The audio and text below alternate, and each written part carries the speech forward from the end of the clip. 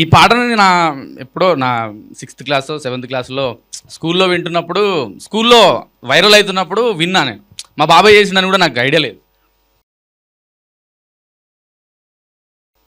పాటని నేను పాడుకుంటున్నా కానీ మా బాబాయ్ చేసిన ఏదో ఒకరోజు పేపర్లో పడింది. అప్పుడు రవి అలా అని పేరుండేది. చూసి అసలు మా బాబాయ్ పాట చేసిండు అనగానే నేను మా స్కూల్ మొత్తం చెప్పుకున్నాను నేను, మా బాబాయ్ది రా ఈ పాట అని.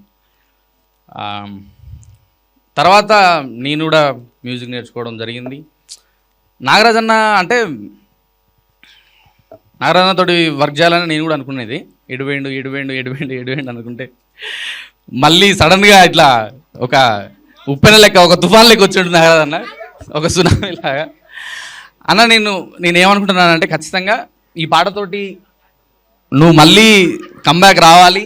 నువ్వు ఛానల్ పెట్టుకొని నీ ఛానల్లో ఈ పాట రిలీజ్ చేసినందుకు అసలు నేను చాలా సంతోషపడ్డా, చాలా ఆనందపడ్డా. థ్యాంక్ యూ అన్న.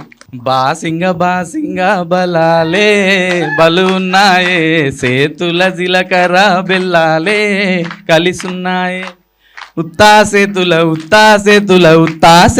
ఉంచా పిల్ల, అటో డజను గాజులు వేపిస్తా మళ్ళా, మెల్లగా తువ్వాల కొంగు ముడేసుడే, బాసింగ బలాలే బలున్నాయే.